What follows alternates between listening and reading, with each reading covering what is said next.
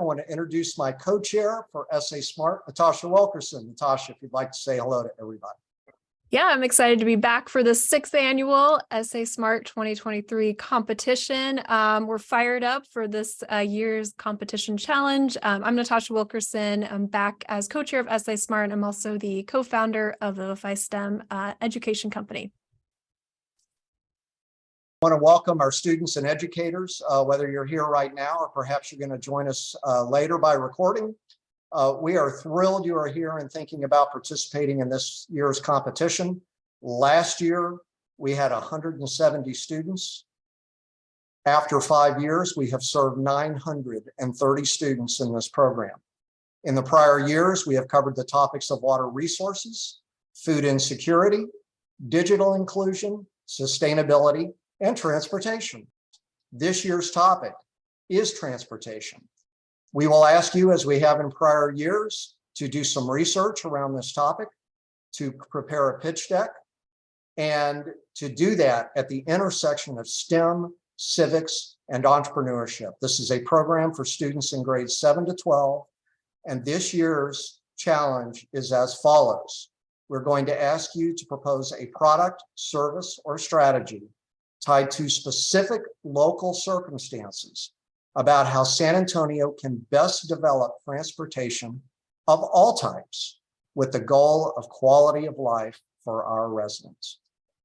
And so with that said, I will not share too many more details. We have a website. It is about to be posted in the chat, www.sa-smart.org. We refer you there, but today we're here to listen to experts. And so it is my pleasure to formally introduce to you Mayor Ron Nirenberg, Tamika Monterville, the Director of Transportation, the City of San Antonio, and Steve Young, Vice President of Technology and Innovation at VIA. And so let me start with you, Mayor Nirenberg. Thank you so much for all your support in this program and for joining us once again. Our question for you, you have a unique perspective on transportation in the city. This was something that was important to you when you were first elected, and now we're coming back around to this topic 5 years later in this program, having gone through a lot in our city. We would love to hear your perspective on transportation in San Antonio, how things maybe have changed since you first thought about it, and also we'd love to hear anything you have to say about challenges that the students might take on. Mayor, please. Sure. Thank you very much, Cliff, and great to see everybody, and so glad to be back here for SA Smart Challenge 2023. Congratulations to everyone who's participating. I'm very excited that transportation is once again a focus of SA Smart. And let me just kind of give you my perspective on things and what I think about when I hear transportation. For policymakers, I think the concepts around transportation have been shifting over a while now. And instead of thinking about transportation and transportation infrastructure as how we move vehicles around, primarily single occupancy vehicles like cars, we think more about transportation as the movement of people and the creation of mobility broadly. People go from one place to another, whether that's from home to school, or from home to work, or from home to recreate somewhere. They go to create opportunity for themselves. And so transportation becomes a very important element of economic opportunity and the mobility people, the ability for people to improve their lives. So when we think about transportation, we have to go beyond just the infrastructure necessary to move cars and think about multimodal transportation, things like public transportation options and how we can get folks who maybe don't have a car from one end of town to another, where their house or their school or their workplace might be. We also think about non-traditional forms of transportation, like our hike and bike trails, things that people use to move from one point to another. Our sidewalk infrastructure becomes part of our transportation discussion. And we think about things like bicycle infrastructure that we obviously need to improve quite a bit on here in San Antonio. So the discussion around transportation becomes a much more comprehensive one about how we create opportunity for people in our community and how we can move folks around town from one place to another using more than just cars. I will tell you that discussion has not changed a whole lot over the last few years. We are still focused quite a bit on how we can improve via our our public transportation agency, and how we can get our advanced rapid transit system, the real mass transit system underway, which we now are in the development stages of, our first ART system. We're also talking about how we can reduce pedestrian vehicular accidents, so make it safer for people to walk around our city. And that's not been one of our strong suits here. We have a lot of pedestrian and bicycle accidents with cars. And one area in particular where unfortunately the discussion hasn't moved much at all is our bicycle network. We still need a more robust plan and a funded plan on creating bicycle lanes around town, and not just stripes on the side of the road, but actually protected bicycle lanes around our city. So there's a lot of opportunity out there in terms of what we can do to improve transportation. And unfortunately, that progress hasn't gone very far, but I'm very excited about where we are now in our community, because we now have new funding coming in to improve transportation in our city. And we also have new leadership in our town that has been bringing a lot to the transportation discussion, including our city's new transportation director, Tamika Monteville, who you'll be hearing from soon. In terms of challenges that I would suggest that we focus on here in our city, the one that I would love for us to crack the nut on is bicycle infrastructure. How we can ensure that we're putting bicycle lanes in the right place and putting them in the right manner for folks to use. That to me is one of our great areas of opportunity, and a place where I'm frustrated that we haven't seen much progress on over the last 5 years. So I would encourage us to look at the bicycle network as a great challenge, but an area that we can improve on with the input of the classes here at SA Smart. So good luck to everybody. I'm glad to be part of the panel, and thanks for the invitation. You know what would motivate me to do bike things is the chance to meet Manu Ginobili. What about? Well, there's a good possibility of that, because he's one of our biggest champions of the bicycle infrastructure in our city. We are thrilled to have the City of San Antonio Transportation Department as a partner in this program. Natasha and I had a wonderful conversation with Tamika just a couple of days ago, and she's pretty excited about being part of what we're doing. Hopefully we'll solve that problem and we'll get her in here.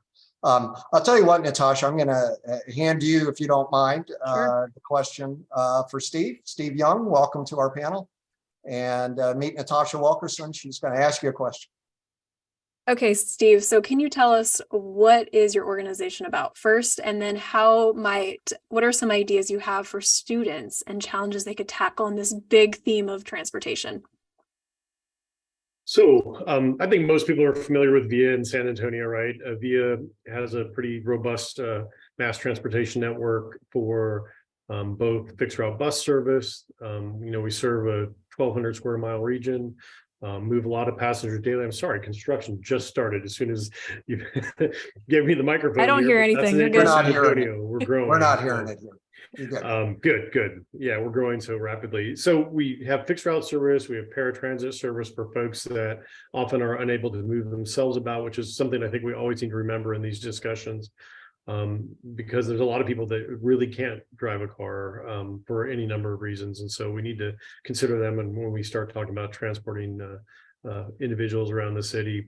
And finally, we also have on-demand service, which, with the help of the city, we've been rapidly increasing in San Antonio. We're rolling out more zones, which essentially are the equivalent of Uber and Lyft type of service that work very well in some of the less dense parts of San Antonio, where moving in a rather large vehicle through neighborhoods doesn't always, make the most sense in terms of efficiency. So, I think there's so many opportunities here, and the mayor had some really wonderful ideas. Avid biker, that just appeals to me greatly. Obviously, I spent several miles on the Mission Reach as well yesterday, walking, and so there's so many great modes in town. But we have a difficult, I think, situation as a city with between growth, how spread out we are. That lends itself to lots of challenges. And I want to make sure I answer your question, Natasha. Can you repeat the kind of second part for me? Sure. So for SA Smart, the students need to pick a specific problem in the city to tackle, and we really focus on localizing it. So do you have any kind of tips for how kids can think about this issue? Steve, as you begin to answer that, let me just tell our audience, our students are starting to arrive with the student questions in the panel. But please take your time. You've got time to answer that question. Perfect. Just want to make sure. All I heard was a saw the first time you asked. So,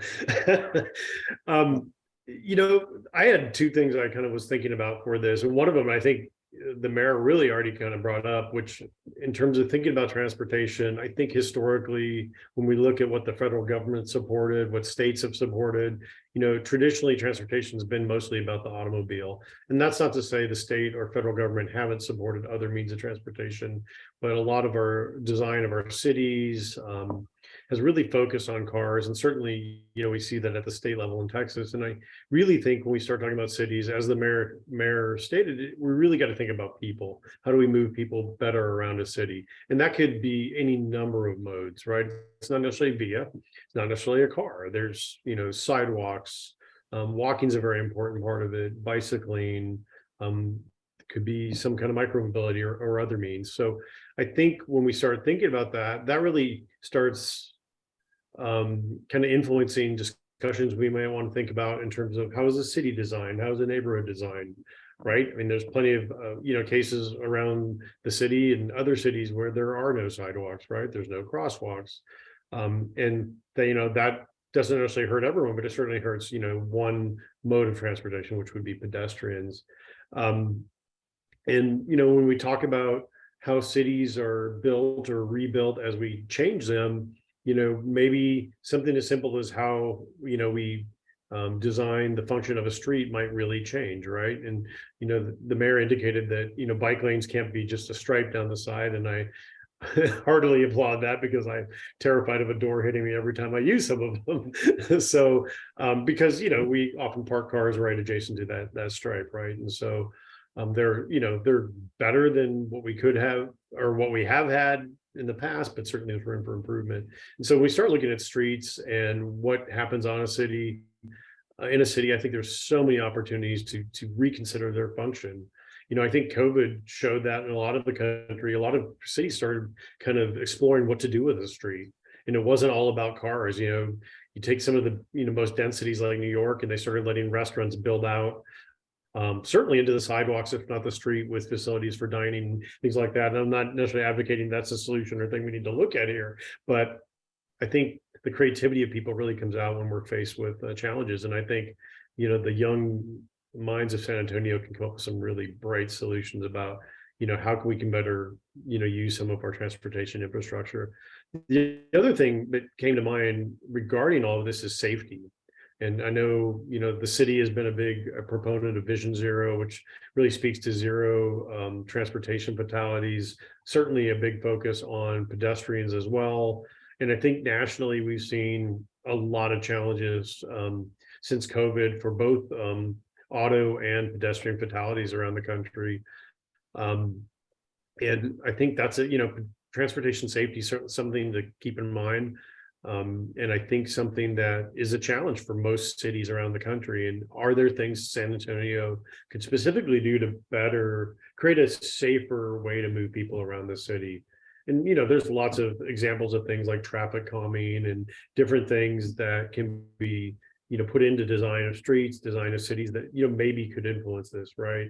I mean, as we grow, I think it takes longer for people to move around a city. I think they tend to get folks, maybe as they are more stuck in traffic, face longer commutes. I think sometimes that causes folks, especially in cars, to do things that maybe aren't as safe as they could be. So I think that's a big challenge for all of us, is how can we do this and do this safely? So So, That's what we're hoping all these great young minds will come up with some brilliant Yeah. ideas for. and Steve, speaking of great young minds coming up with ideas, I think I'd like to bring our students into the conversation. Perfect. And Natasha Wilkerson will be leading this part for us. So Natasha, take it away. Awesome. Okay, so thank you, students, for joining us here. Our first student we're going to bring on is from Kruger School of Applied Technologies at Kruger Middle School at NEISD. Sonora, I see you there. What is your question, Sonora? Hi, my question is, would you be interested in adding more park and rides for events as Fiesta or the Spurs games to more sides of town?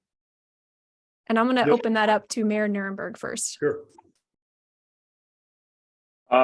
Absolutely. I think for as far as park and rides go, they're a great opportunity for us to introduce the VIA system to new riders and show that, riding public option can be convenient for folks.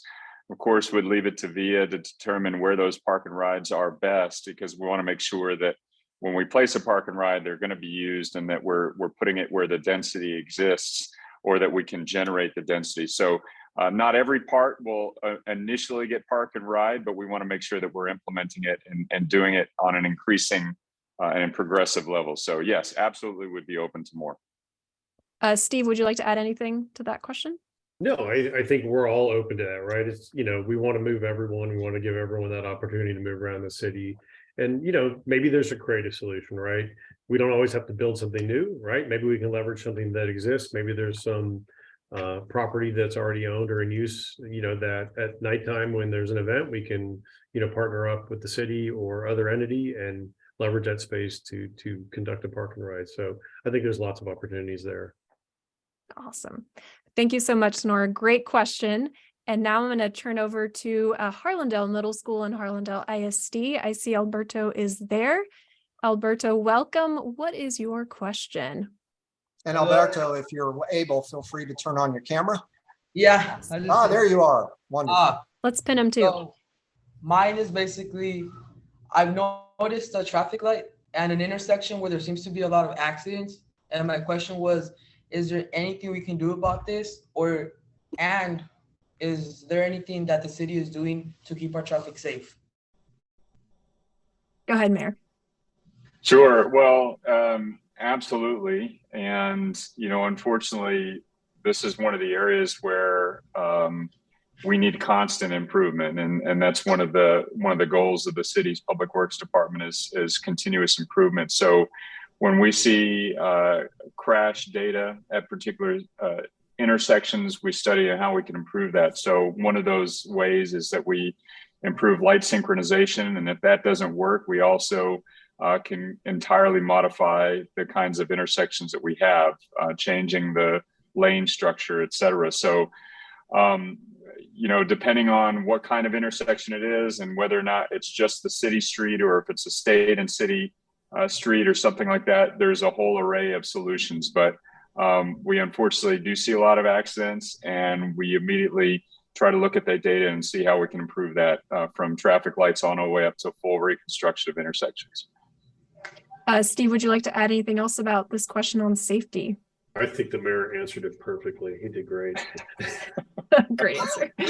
All right, Alberto, thank you so much. And Thank you, now we're going to Alberto. now we're going to move to Keystone School. We have AJ and Rashmi. If we can bring them on, and I will let you guys ask your question. Feel free to turn on your camera. I see them. Welcome, guys.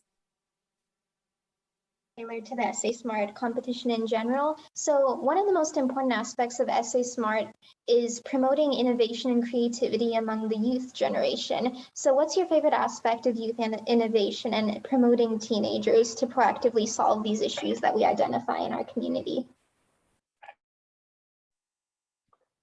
All right. Do you want me to go first? Okay. Yes.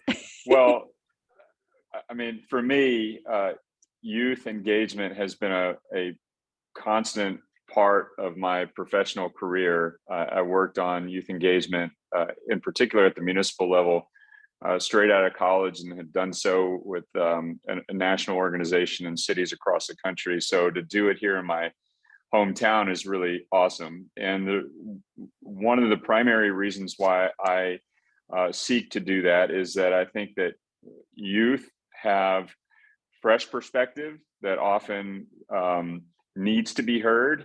And that's in particular because youth are the most invested in the solutions and the challenges that remain unsolved. When you think about it, the youth of our community will live the longest with the consequences of the decisions that we make. So they have the most to gain or to lose by which decisions we make. So I think youth engagement on these critical issues is absolutely vital, and we've sought to do that every step of the way. Certainly here with SA Smart, we also have a Youth Climate Council that I'm very proud of, but across the board from the Youth Commission on throughout every department, we try to engage the young people of our community. Steve, I'll pass it to you. Great. Yeah, I too have a long-standing interest in working with youth. I actually started out as a classroom teacher many years ago and spent over 20 years in K-12 education. wow. So, you know, I've spent a lot of time around youth, and the perspectives they bring on topics is nothing short of incredible. Great ideas, very much not constrained by some of the things that might constrain those of us with a little more experience. And so I think it's really great to have your perspective on these topics. And I think it just is going to offer so many great creative ideas that maybe adults never would have thought of. Awesome. Well, great question, guys. And Cliff, I'm going to pass it back to you. I'm going to pass it back to the students just for a moment because we have an extra minute or two. Sonora, I know that you had more than one question. If you'd like to go to your question number 2, we'd welcome that. Are you trying to make it possible for downtown residents to get rid of their cars so they can live, work, shop, and eat all in the same area? I know this is one that Steve would love to answer, but so would I. So the answer is a resounding yes, and it's actually not just about downtown. You know, we want people to have a choice, and we don't want to force people to give up their cars if they want to drive their cars. But the point is, we want people to have the choice of whether or not they need a car. And to do that, we do exactly as you just said, Sonora, which is we create live, work, play areas, nodes. Downtown is a node where there's employment. There's also retail and residential in the same area. So if people want to be part of that mix and want to ride their bike or walk or use transit, they'll have that option to do so. We have different nodes around town. You can think of an area like the Medical Center or the Rim in La Cantera or the Forum on the northeast side. Places like that operate like live, work, play centers. They're not fully developed like downtown is, and we have to do improvements on all of them, but absolutely, we want people to have the choice in how they move around. Steve, do you have anything you'd like to add to that? Yeah, I'll just add on. I mean, that's a fantastic answer, right? It's all about giving people options. And I would say that's one of the things we've been really focusing on at VIA. We partner very closely with the transit app. And so I encourage the youth to check out that app. Moving forward, it's a really interesting app that has VIA bus service, VIA Link on demand service, has SAB cycle in it. It also will let people know walking options and other rideshare options as well, right in that app. And a lot of the rides can be booked and paid for right in one app. And so I think that's really, you know, an example of how we're all working together as a team to try to, you know, increase that flexibility and give people more options, and, you know, more options besides a traditional single occupant vehicle, which is still an option for many things and a good one. So. All right. Thank you so much, Steve. And Sonora, thank you for having a second question ready. That paid off for sure. I'm sure your teacher, Miss Thomas, is probably loving that right now, I would imagine. I'm going to take just a moment to highlight for everyone, especially for our students and educators who are here. I'm going to share a page with you. This is our SA Smart Challenge webpage. And simply put, everything you need to know about this competition is on this webpage. I want to ask our technology team if they would post, if they have not already, post the website in the chat. I would also very much like to acknowledge our sponsors who are making this program possible for all of you. And let me see if that is coming up properly. I am just so pleased that the San Antonio Area Foundation now for the second year is a significant sponsor of this program. You heard a number of comments made by Mayor Nurnberg, by Mr. Steve Young about youth leadership, the importance of having youth engaged in these issues. This is a really important issue to the San Antonio Area Foundation as well. I also know that Ms. Steffi Ockenfels from CPS Energy was in the audience. I have not looked to see if she's still there, but Steffi, a big time thank you through you to CPS Energy, who has been a recurring sponsor, regardless of the topic of this challenge. Really want to thank CPS Energy and also their partner, Itron. And the Matthew C. and Catherine A. Reedy Charitable Fund has been a wonderful sponsor of ours as well. I'll bring our other partners up on the screen here for you to look at. This is truly a community effort to bring this to bear. We are going to do one more thing. We're going to get a group picture. So I'd like to ask of our panelists, I'd like to ask all of our students who are in the panel to turn on their cameras if they're able to. I'd also like to invite Steffi Ockenfels on behalf of CPS Energy, if we can get her promoted to panelist so that she can be here with us for the group picture. I hope I am not missing any other sponsors. And I just want to remind everyone watching to please register for SA Smart. So we have the in-person competition clinic is in January 18th at SAMSAT. So make sure to register a team, completely free, open to all middle and high school students across San Antonio. So we're excited to have another big group of kids joining us. So we're at 4:29 and we want to finish this on time. Everybody Group smile. photo. Let's close your shared screen. Everybody smiling. I know our tech team and staff are doing some screen grabs right here. And I'm taking pictures, hoping to get a really good picture of everybody. Thank you all so much. Mayor Nurnberg, thank you for your support for this program. I am just blown away that we're in our 6th year and we've come this far and have built, last year Natasha was on lead building curriculum. We now have content for teachers in classrooms. We have student handbook that they can follow. Thank you so much for your support for this program. I'm so happy with it, and congratulations to everybody. Let's keep it moving. This has been great. All right. Everybody have a wonderful afternoon and evening. We'll see Bye you all. for the Bye. competition on January the 18th. See you there.